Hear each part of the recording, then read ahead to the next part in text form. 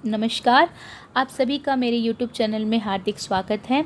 आज मैं आपके लिए कक्षा 8वीं की वर्कशीट नंबर 15 लेकर आई हूँ और ये बस की यात्रा कहानी का दूसरा भाग है। अब इसमें हम जानेंगे कि बस की यात्रा के सफ़र में हरिशंकर परसाई जी कहाँ तक पहुँचे हैं और उनके जो उनके साथी थे वो कहाँ तक पहुँचे हैं। तो आइए बच्चों, हम देखते हैं ये कहानी हमें कहाँ तक लेके पहुँची है। ठीक है। अब बस के अंदर बच्चों जो हरिशंकर परसाई जी हैं वो बैठ गए हैं और उनके साथी भी। और बस में जब वो बैठे थे उन्हें ये पता चला कि इस बस के अंदर बस कंपनी के हिस्सेदार भी बैठे हैं, वो भी साथ में चल रहे हैं। यानी ये कंपनी, जिस बस की ये कंपनी थी, जिस कंपनी की ये बस थी, उस कंपनी का एक व्यक्ति भी उसमें सफ़र कर रहा था। तो जो जो जहाँ से होता है वो लोग जो है उससे वहीं के प्रश्न पूछना ज़्यादा अच्छा समझते हैं, क्योंकि लोगों का ये मानना है कि उससे ज़्यादा नॉलेज होगी। तो कंपनी का वह व्यक्ति, उस बस की कंपनी का व्यक्ति होने के नाते लेखक और उसके साथी जो है उसी से प्रश्न करने लगते हैं। और क्या करते हैं, कहते हैं कि बस कंपनी के हिस्सेदार भी उसी में जा रहे थे। हमने उनसे पूछा, ये बस चलती भी है? वह बोले, चलती क्यों नहीं है जी, अभी चलेगी। हमने कहा, वही तो हम देखना चाहते हैं, अपने आप चलती है ना यह? हाँ जी, और कैसे चलेगी? तो मतलब क्या है, लोग जो लेखक और उनके साथी थे कंफर्म कर रहे थे कि बस जो है चलती भी है कि नहीं चलती है, या खाली जो है सफ़र पे से उतार दिया गया है। लेकिन जो कंपनी का व्यक्ति है वो पूरे आत्मविश्वास के साथ कह रहा है कि ये बस जो है आगे के सफ़र के लिए ज़रूर बढ़ेगी। आगे पढ़ते हैं। अब आगे हमें क्या पढ़ने के लिए दिया गया है कि गज़ब हो गया, ऐसी बस अपने आप चलती है। देखिए यहाँ पे हंसी ठिठोली चल रही है कि हमें तो लग रहा है कि इसे कोई धक्का देगा तो चलेगी, जैसी इसकी कंडीशन है। ठीक है, तो ये गज़ब हो गया कि ऐसी बस अपने आप भी चलने लगती है, क्योंकि आपको पता है ना, खटारा बसों को धक्का देना पड़ता है तब वो चलती हैं। ठीक है, हम आगा पीछा करने लगे। डॉक्टर मित्र ने कहा, डरो मत। ठीक है, हम आगे पीछे मतलब जाएं कि ना जाए, इस उलझन में उलझे हुए थे कि उतर जाते हैं बस से। तो डॉक्टर मित्र ने कहा, डरो मत, बस बहुत अनुभवी है। यानी इस बस को बहुत ज़्यादा एक्सपीरियंस हो चुका है अपने यात्रियों को सफ़र कराते कराते। नई नवेली बसों से ज़्यादा विश्वसनीय है, यानी विश्वास के योग्य हैं। हमें बेटों की तरह प्यार से गोद में लेकर चलेगी। यहाँ पे भी देखिए व्यंग्य मारा है कि जिस तरह माँ अपने बच्चों को अपनी गोद में लेकर चलती है, वो कभी अपने बच्चों का साथ नहीं छोड़ती। नई नवेली दुल्हन तो कई बार भाग भी जाती है घर छोड़कर, परंतु माँ कभी अपने बच्चों का साथ नहीं छोड़ती। तो ये बस भी उसी माँ की तरह है जो हमारा कभी साथ नहीं छोड़ेगी। ठीक है, हम बैठ गए। जो छोड़ने आए थे वो हमें इस तरह से देख रहे थे जैसे हम हमें अंतिम विदा दे रहे थे।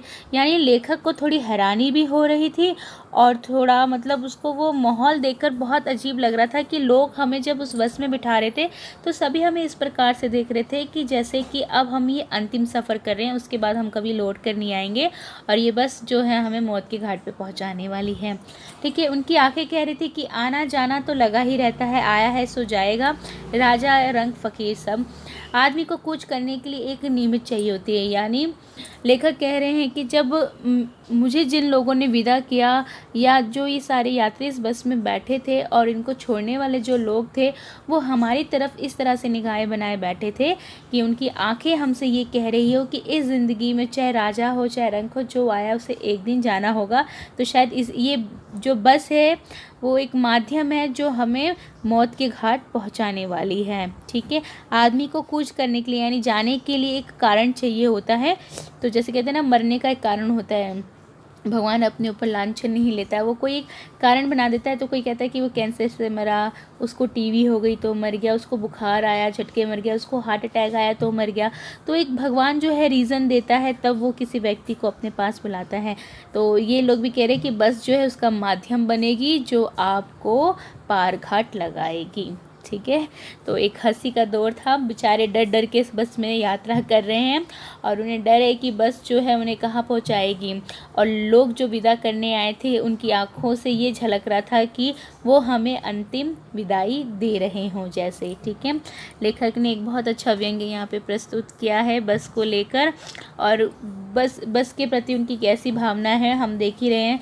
हम भी होते शायद लेखक की जगह पे तो हम भी इसी प्रकार का जो है इसी प्रकार के जो प्रतिक्रिया हैं उसको शायद प्राप्त करते हैं, अनुभव में लेते हैं। ठीक है, चलिए अब इससे जुड़े प्रश्नों पे चर्चा करते हैं बच्चों की। ये बस चलती भी है, लेखक व उसके साथियों ने ऐसा क्यों पूछा?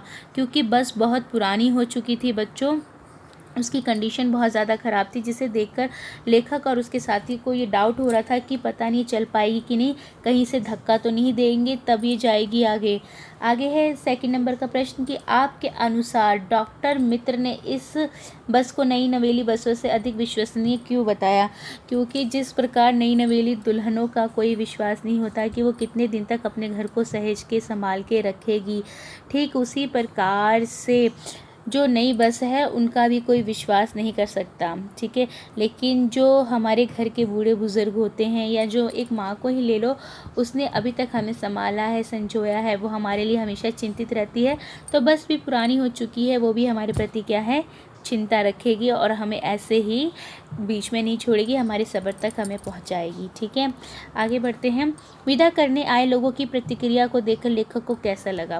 विदा करने आए लोगों की प्रतिक्रिया को देख के लेखक को लगा कि जैसे कि वे उन्हें अंतिम विदाई दे रहे हैं। उनकी आंखें कह रही थी कि आना जाना तो लगा ही रहता है, जो आया है सो जाएगा, चाहे वो राजा हो, चाहे फ़कीर हो, चाहे रंक हो। आदमी को कूच करने के लिए बस एक नियमित चाहिए होती है, नियमित चाहिए होता है। ठीक है, ये लाइनें आप यहाँ से लिख सकते हैं। आगे बढ़ते हैं बच्चों। दिए गए शब्दों से वाक्य बनाना है। तो विश्वसनीय, जैसे कि सोहन मेरा विश्वसनीय मित्र है, सोहन मेरा विश्वसनीय